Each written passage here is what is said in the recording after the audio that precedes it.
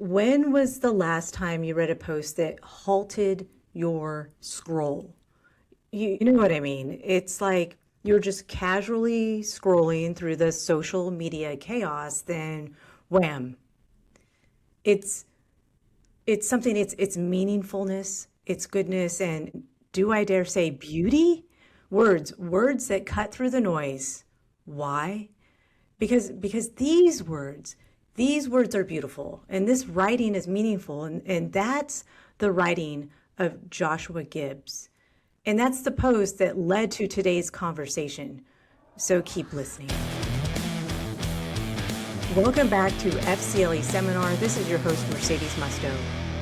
We spent a lot of time preparing for the Florida Civic Literacy exam and currently recovering founding documents like the Declaration of Independence and the U.S. Constitution. But thinking beyond the exam, I do want students to have a deeper takeaway. Like, why does this kind of knowledge matter, not just to society, but to the human soul? Why do we read the old, difficult texts? And to help us untangle that today, we are joined by Mr. Joshua Gibbs. Joshua Gibbs is the director of the Classical Teaching Institute at the Ambrose School in Boise, Idaho. He has 19 years of experience teaching classical literature in Christian schools, is a lecturer on pedagogy and great books. Joshua is the author of several books, including How to Be Unlucky, Something They Will Not Forget, The 25th, and Love What Lasts. I found him on gibbsclassical.com, where he is offering fall and spring courses online. It's a privilege to learn with you today. The FCLE is a pass or fail test, and you do need to pass it to graduate from a Florida institution. I mean, I get it. It tests one's knowledge of the basic principles of American government, landmark Supreme Court cases, and historic founding documents, but it doesn't really measure character. I mean, meaning this, just because you pass the Florida Civic Literacy exam, it doesn't actually mean you succeed in life. Now, Joshua, I want to start with a quote that you cited before from Walker Piercy. It says, "You can get all A's and still flunk life." What does it mean to flunk life? Well, there are probably a number of images or thoughts that come very easily to mind when you hear the phrase flunk life, which is the one that Percy uses. So, for example, the kind of tragic scenes we see in open-air drug markets in Philadelphia or San Francisco, where people are doubled over, bent over, getting high, very high in public, no purpose, no drive, no health. I mean, that's flunking life. But that's easy to say. It's easy to say that that's what it looks like to flunk life. And I don't think that's where flunking life begins. I think you start flunking life well before that point. So when Walker Percy talks about flunking life, you can get all A's and still flunk life. I think he means that there's a way of living. It's possible to live in such a way where you are needlessly miserable. It's possible to live in a way that makes people around you, people that you love, needlessly miserable, or the people that you work with needlessly miserable. And I would wager that everyone, by the time they're 35 or 40 in a career, has worked with a few people who have achieved some kind of success in their field or renowned in their field, but were despised by half the people they worked with. They weren't respected by the people who knew them best. Or they had families that were disintegrating. They had meaningless relationships with their husbands and wives. And I think it's possible to envy their success, but only from a distance. Because when you get up close, you see that it's possible to have some level of success, to get all A's, and to still be wildly unhappy. And not just unhappy, but living in a state of fear that people are going to figure out how miserable you are. And so that's another way that you can flunk life. It's not just by becoming a drug addict and living on the street that you flunk life. It's possible to put on an appearance of success and yet to be very selfish, very proud and greedy, And so I think that's maybe more of what Percy's getting after. On the other hand, doing well in life, getting A's in life, as Percy might say, certainly entails accomplishing something significant in whatever field you enter. But I would say it also means building a strong and loving family. It means bringing up children who remain faithful to the ideals that they were raised in. And it means earning the respect and admiration of the people that work with you, that know you best. It means being a blessing to your neighbors, to your city, to your people. I think that's what succeeding in life looks like. And so people that are failing life and people that are thriving in life can look very similar from a certain distance. You really have to get much closer to examine their lives to determine whether they're living a life worthwhile. I've had to learn how to listen past the words and watch people over time to establish discernment between, what is golden integrity and what is just false. And so that has been a life journey on my side. So I find this so interesting. I do want your insight on something. See, on your website, gibbsclassical.com, you refer to your pamphlet titled A Short Introduction to Classical Christian Education. Now, in it, quote, simply put, classical educators love old things. They love old books, old music, old paintings, old manners, old ideas, and old beliefs. A classical education is largely centered around old things. I want to encourage our students not just to pass this exam, but to read the historical texts, like read the Declaration of Independence, read the preamble to the U.S. Constitution.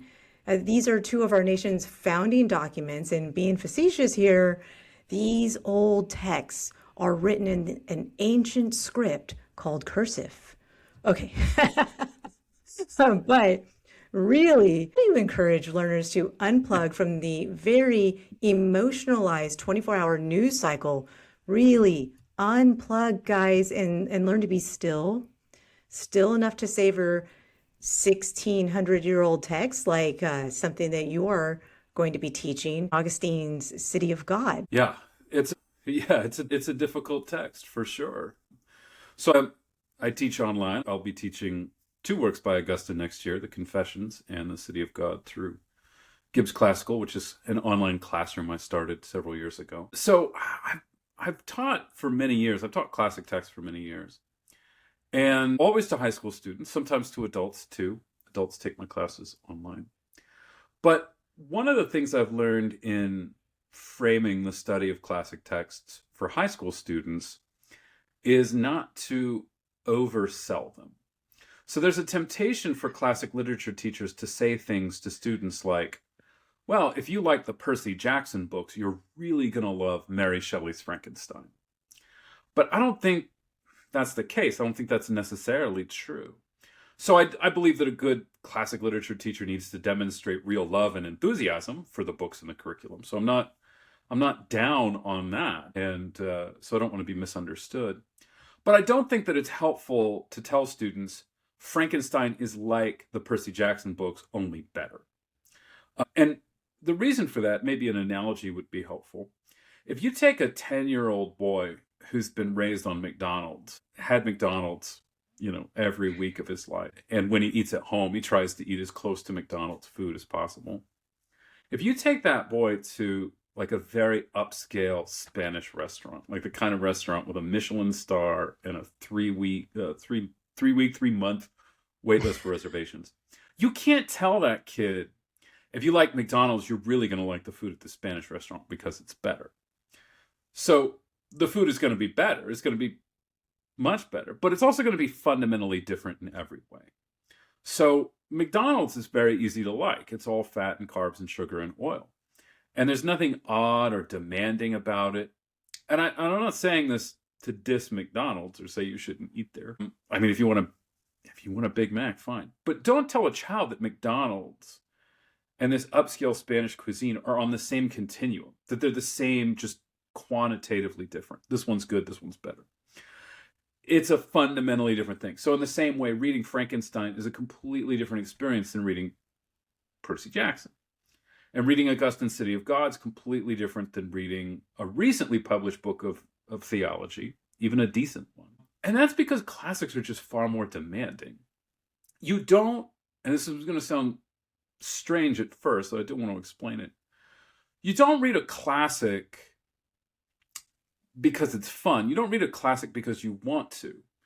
You undertake to read a classic for the same reason that you make a New Year's resolution to work out more or to drink less. You do it because it's good for you. And it's difficult. It's easy to quit right after you start with a New Year's resolution, right? Most New Year's resolutions don't make it into February. Gyms sell so many memberships in January, and they're just as empty as they were in December by the time you hit spring. But we understand that there are things that are good for us to do that are going to be difficult. Nobody drinks less because it's pleasant. Nobody reads more because it's pleasant. You decide to do these things for the benefit of your own soul. And I'm not saying that they're going to be a slog the whole time. Like if you work out for long enough, eventually you come to enjoy it. You come to take some real satisfaction in it. And I would say that that's also true of classic literature. It's taught. You have to teach this sort of literature in school because very few people are going to read it on their own. And because you need help doing it. You need someone to lead you through it and to explain it to you, which is not true with Percy Jackson. You don't need anybody to explain Percy Jackson for you. Whereas Frankenstein contains some really difficult ideas, confrontational ideas, and you need someone to kind of spur you on to complete it and to understand it and to dig into it. So that's what I would say to someone who's thinking about starting a classic text like City of God or something more recent like Frankenstein. Like, this is going to be good for you, but it's going to take a while before it becomes pleasant. So you may as well forget about it being pleasant for a while. Do it for the sake of your own soul. And then let the pleasant parts of it kind of sneak up on you in the coming weeks, in the coming months. Don't demand that it be pleasant up front. We just finished an explanation of the preamble. We took one excerpt, had a reading of it, and then broke it down. And next we're going to do the Declaration of Independence, but we're going to take the preamble to that and break it down. And that's exactly, it is like steak. And it does need to be cut into pieces and digested and chewed on and savored, and with a wonderful guide like an instructor to help you navigate the complete experience of something this robust. So this is beautiful. I'd like to talk about the post that stopped my scrolling and led me to your podcast titled In the Trenches. This can be found on Apple, Spotify, Amazon, and a whole bunch of other podcast platforms. One post was a speech to teachers, and that was so magnificent, beautifully written. But let me put this all together for our listeners and why this matters to me. See, we review serious ideas on this podcast for test prep, but these ideas are like life, liberty, truth, inalienable rights, and these beautiful ideas shouldn't just be memorized or tossed around in conversation. So my question really is, how do we teach young people to have an adult worldview? We're teaching them serious ideas, but how do we teach them how to be taken seriously? I think this is a great question that can be answered in many different ways. So I'm not going to attempt to encompass the whole of this question. But the post that you mentioned a moment ago was one where I suggested that only half jokingly, I genuinely am kind of interested in doing this and teaching an elective for student government or students in student government on how to negotiate with adults, because it's something that student government has to do on a regular basis. The student government comes to the faculty or the admin or whoever the liaison is between the school as a school and the student body. And they say, well, we want to do this dance, we want to do this event, we want to do this, that, and the other thing. And in listening to students present ideas to administrators over the years, I've come to the opinion that most teenagers just can't think like adults. They don't know how adults think, but that you could show them how, that you could give them some pointers on how to reason with an adult. And like in the same way, if you'd never been to China before, if you'd never been to Africa before, and you were going over there to do some important work, maybe some diplomatic work, it would be worth your time to learn something about the culture of the people where you're going to negotiate with before going over there, and assuming that everybody in China sees the way that you see it just because you're an American, or everybody in Africa sees the world the way you do. Like, learn something about these people and their goals and their priorities and their beliefs. And I can almost see the same thing between like teenagers and adults, because teenagers and adults see the world so very differently. So when I've attempted to do this before, just in my literature classes, or sometimes my students come to me with wild ideas on, we want to do this thing in class, we want to do this thing this weekend, and maybe you could be a chaperone for it. And I take some of their ideas when it's possible, but what I often tell them in explaining to them why I'm going to say no to this is the big difference between adults and teenagers, between somebody who's 16 and somebody who's 40, is the radically different view or the radically different approach to excitement that young people and old people have.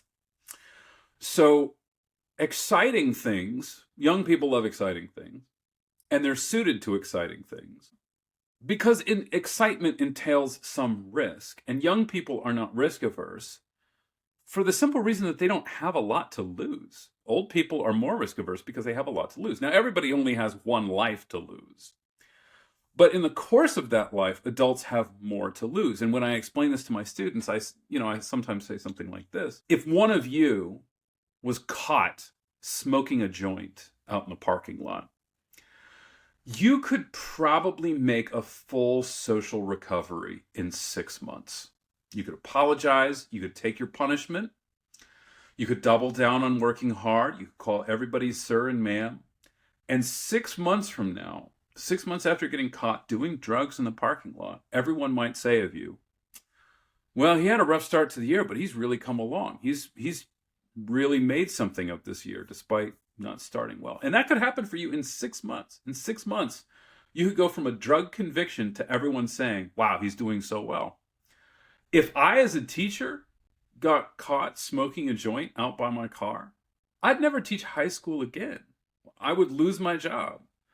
I couldn't put food on the table. I couldn't pay rent. My whole life and the lives of my wife and my children would be turned upside down. So that's the difference between being 16 and being 44. We can be caught doing the same thing and you can recover, and I can't. And that's what I mean when I say that adults have a lot to lose, which is why they see the world differently. So teenagers aren't even legally responsible for their own lives. Like, if a teenager starves to death, their parents go to jail. If one student hits another student, there's very little repercussion. If a teacher hits a student, the school gets sued for $5 million. So adults have a lot to lose. They're more risk adverse, which means that they tend to not find excitement as appealing as teenagers. It's just not a draw. Now, when teenagers don't understand this, when they don't understand the adult approach to the world, when they don't understand why excitement isn't a big draw for adults, they tend to think of adults as people who just sort of hoard wealth and power and privilege because they can. And teenagers think, wow, if the adults wanted to, they could give us permission to stay out all night, and they could let us wear what we want and drive where we want with whoever we want, to do whatever we want. And it just costs them nothing to let us do those things. Kind of like it costs a woman nothing to give you a kiss on the lips, but adults won't do it because they're boring and they're prudes. But if teenagers want to be taken seriously by adults, they need to prove that they can, to some degree, reason like adults. So most of the privileges that teenagers want from adults entail some risk, which means that I encourage teenagers that are negotiating with adults to offer them something in return. So a lot of teenage requests for adults are basically like, we want you to give us permission to do something fun. And this is going to involve you, the adults, taking all the legal and financial responsibility for what we do. We're going to take no risks, and we'll give you nothing in return for assuming those risks. What do you think? Is it a deal? And adults are like, no, I'm not interested in that. And teenagers are like, why? Why would you let us do anything? So I think what you need to tell, what I would tell teenagers coming to adults looking for privileges, is make an offer, not a demand. Like, let's start with like a basic principle of negotiation. Don't come with a list of demands. Like, come with an offer. You're going to give something in return, because this clues adults into the fact that you understand the dynamic of this relationship. And that's going to help adults take you seriously. And that's really going to help you, the teenager, take everyone more seriously. And when you take everyone more seriously, they will take you more seriously. And share it with all of my teacher friends and parent friends, because this is a conversation I've had similarly in the classroom with teenagers who were incarcerated. And the irony is, if we role play and I say you're the teacher and I'm the student, and I know, and I sit funny and sigh a lot, and they actually are a lot tougher on me than I would be on them. So it's very funny, but in role playing in the classroom has been very effective in trying to gain perspective. Yeah. If I could add, I love that idea of role playing, and that's something I've done with high school students as well. And so the one way of explaining authority and responsibility to teenagers is getting them to think about the responsibility and authority that they've had. And many of them, at least in my classes, have some experience with babysitting. Either babysitting, just one or two kids, or babysitting for the faculty when there's a faculty meeting and the faculty kids have to go somewhere after school. You might have 30 or 40 faculty kids in this group of students that will watch them. So in the average class that I've taught, I would say, maybe 50% of the students have done some babysitting before. And I tell them, what is it that the parents of the children that you're watching want from you? What's more important, that the kids have fun or that they not be dead when the parents come back? And they're all like, well, parents want their kids to be safe. Right. So like when a little kid comes up to you that you're babysitting and he's like, I want to go do this dumb, dangerous thing. Let me do it. And you say no. And he goes away crying. You don't feel all that bad for the tears of the child, because you know what you're paid to do. Like the child, like this little 5-year-old, it's like, I promise to have fun if you let me do this dangerous thing. And what you're thinking as the babysitter is, no, I think I want to get paid for not having you hurt yourself while the parents are gone. Like if a little kid who's being babysat gets hurt, you're not getting that babysitting job anymore. So that's one way in which even teenagers have had some responsibility over younger people than themselves. And they kind of, like when you make that connection between them, like I think of you the same way that you think of the 5-year-olds that you babysit. Like, I don't want you to have a bad time just because, but my priorities for you are very different than your interests for yourself. Like a little kid that you're babysitting, you want them to have fun, but you're not willing to risk that child getting hurt so they can have fun because you're paid to keep them safe. And the same is true of my relationship as a teacher with you as the student. Joshua, before we end our session, Right. is there anything on your mind or words of wisdom that you would like to share with our listeners today? Yeah, I would love to mention just the time of year that we're in right now. It's summer. And for a lot of families, a lot of people, it's harder to redeem your time during the summer than it is to redeem your time during the school year. So summer means more free time. It means more hours to fill. And for most people, it means fewer responsibilities, at least for more children. So in looking forward to the summer, which is just getting started, there are plenty of people that are going to caution you against wasting your summer. Don't spend too much time online. And I think that advice is good. I wouldn't disagree with that. I do want to make a proviso to that advice. And this is for all the parents out there who are listening, parents of kids. And my advice for you is this summer, you're probably going to have more screen time during the summer than during the school year. And as opposed to fighting that, I would encourage you to make the best of it.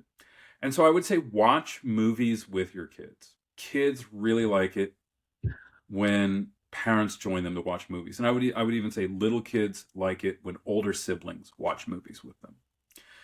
And it feels like an event. It feels like an invitation into the intellectual life of an adult.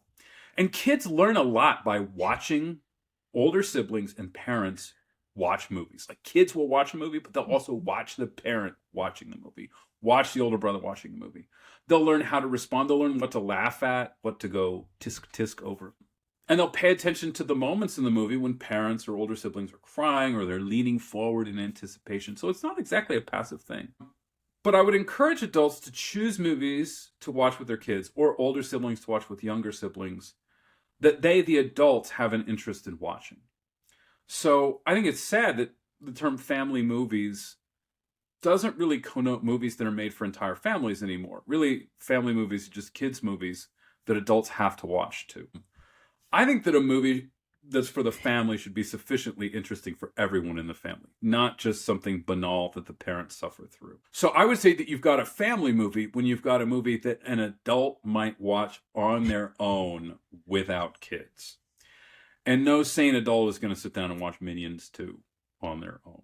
In order to find movies like this, what you're going to have to do is you're going to have to dig back a little further in history. Hollywood used to make movies for whole families. They don't do this a whole lot anymore. But if you want movies for families, you're probably going to have to go back to movies from the 40s, 50s, and 60s. And there are plenty of movies that are made back then that you could play, and a 5-year-old and a 10-year-old and a 15-year-old and a 30-year-old and a 60-year-old could all watch and enjoy just on different levels. So my favorite example of this is the film Roman Holiday with Gregory Peck and Audrey Hepburn. I started showing this movie to my daughters when they were 5, 6 years old. And they understood it enough to enjoy it. They liked watching Audrey Hepburn. They liked watching her in her pretty dresses moving around Rome. They didn't understand the deeper themes of the film. But it's a movie that they could grow into. So they still watch that movie today and enjoy it. They just enjoy it on a deeper level. I'm 44 years old. I can watch that movie and get something real out of it. I'm not condescending to my children to watch it with them. I'm getting more out of it than they are, but we're both getting something out of it. And in my mind, that's what makes for a real family movie. So this summer, you're going to have more screen time. You're going to have more downtime. Yes, you should not use screens as much as you do. This is kind of general human advice. But when you use screens, get the most out of them. Watch movies with your kids. Watch good movies with your kids. And let them feel the dignity of that invitation to come watch something with you. I want you to come with me. I want your opinion on this. I'm going to enjoy it. I think you'll enjoy it too. Well, Mr. Gibbs, thank you for joining us today. Well, and that's all for this episode of FCLE Seminar. What are your thoughts on this episode? Why we read the old difficult text with Mr. Joshua Gibbs.